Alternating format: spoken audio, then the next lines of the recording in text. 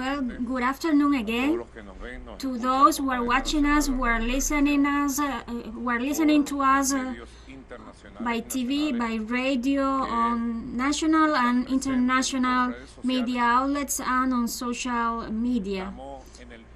We are at the Temple of Justice in Venezuela. The Supreme Court of Justice. I have appeared to the summons of the Supreme Court of Justice of the Bolivarian Republic of Venezuela, which is not a puppet of anyone in this world. I have been deprived of all immunities as a head of a state. I am only the citizen Nicolas Maduro Moro, who I am just appearing at the respective summons. For peace, I have come here. For stability and the right to tranquility that Venezuela has. For exercising the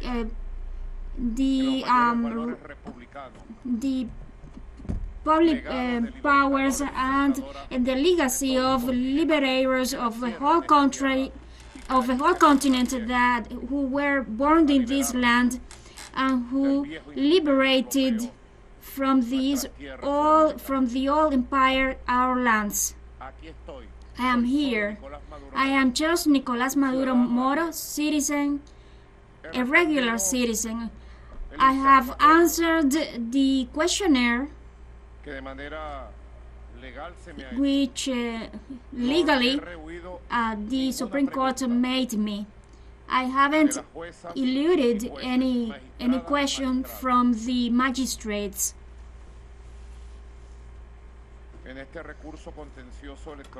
With this contentious electoral appeal, which is historical and which is just abided by the Constitution, and the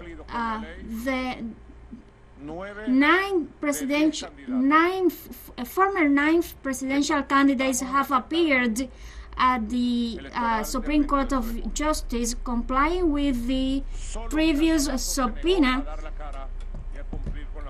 Just a candidate was refused to appear before the Supreme Court of Justice.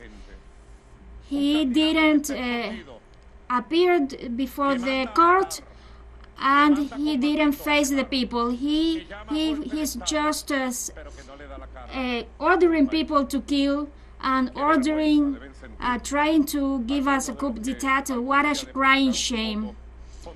What a crying shame!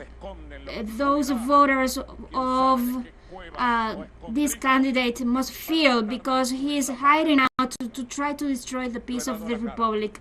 I am always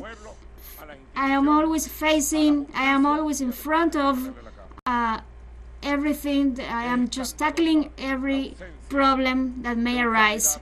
It is outrageous, the absence of this candidate, who disregarded the National Electoral Council over and over. He disregarded the people. He disregarded the Constitution, and he intends to proclaim it himself based on a spurious cry of violence and criminality. There have been subpoenaed 38 political parties, participants of the 28 July election, and the 38 political parties have appeared.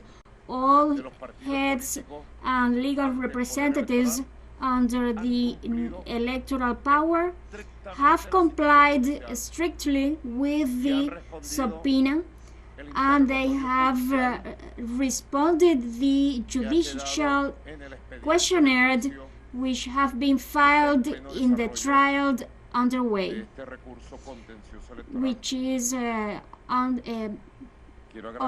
belonging to this contentious appeal. I want to thank the 13 political parties and movements that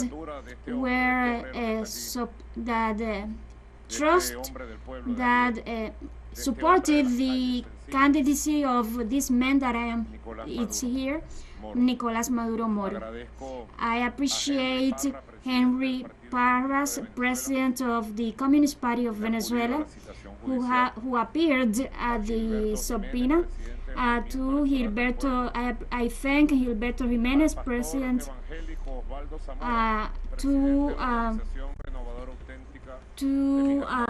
religious head of a religious organization, and to Ambassador Medina, lawmaker of the Patria para Todos party, and I thank compatriot Henry Hernandez, president of the Unidad Nacional Venezolana, I thank William Jose Benavides and the head of Todos Podemos, and the young leader Ricardo Sanchez, a general secretary of the Alliance for Change party, and to Bachelor Vanessa Montero, Secretary General of Somos Venezuela movement, and to I thank engineer and coordinator of Verde Party, and Hector Rodriguez, coordinator of Futuro movement, and among others representatives, and I thank Captain of the Bolivarian Armed Diosdado, and Vice President of the United Socialist Party, Diosdado Cabello. They have delivered all affidavits and all documents fully and directly before the electoral chamber, abided by the Constitution and the laws, and as it was demanded by the Supreme Court of Justice of the Republic. I want to thank all that professional work that you have made. As I referred at the hearing, through this new electoral system and through this new constitution, we have had 31 elections within 25 years. We have won 29 elections in different contests. One more favorable and other harsher, but we have won 29 elections, and we have lost with honor and with our constitutional loyalty. When we lost, we didn't take to the streets to burn down anything, because we respect the Constitution, we respect the people, and I said proudly that the forces that represent the legacy of Commander Hugo Chavez, the United Socialist Party, and the great patriotic Paul Simon Bolivar, we have the experience, the mechanism, the organization, the professional capacity, and the expertise to lead an electoral process and to collect all documents that were delivered today very thoroughly to the electoral chamber.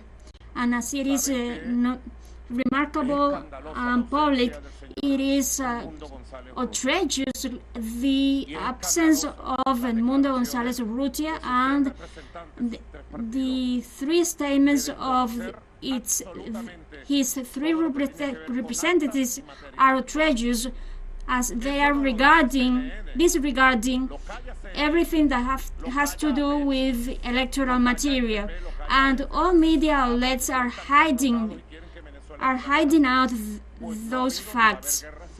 And do you want CNN, AFP, U.S. government?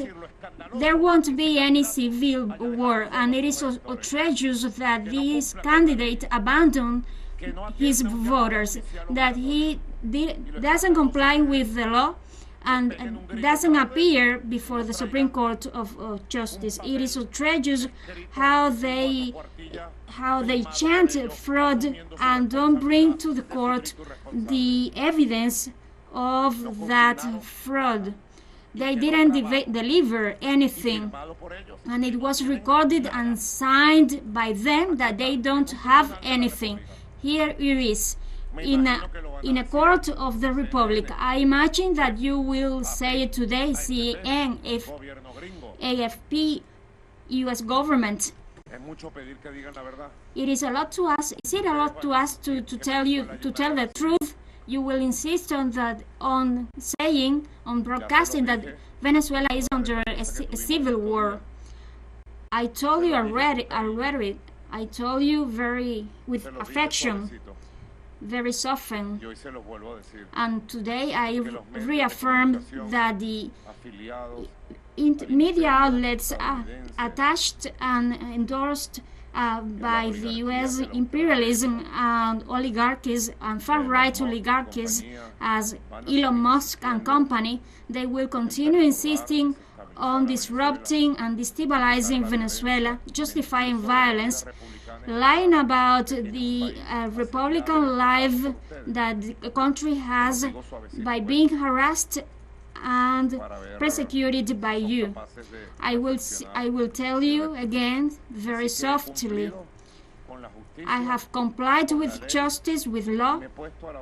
I am just at your disposal, at the disposal of all organs of justice, that from this temple of justice the truth be revealed, and with the truth the justice will fulfill, because this coup against the state, this criminal, violent and fascist ambush that intended to lead us to a spiral of violence, to be able to have a coup d'etat and to destroy the institutions and society and disrupting the stability of Venezuela. They couldn't achieve it, and they won't achieve it, because justice will prevail, peace will be consolidated, and constitution will reign again in Venezuela. I am at your disposal for further questions. There was a problem.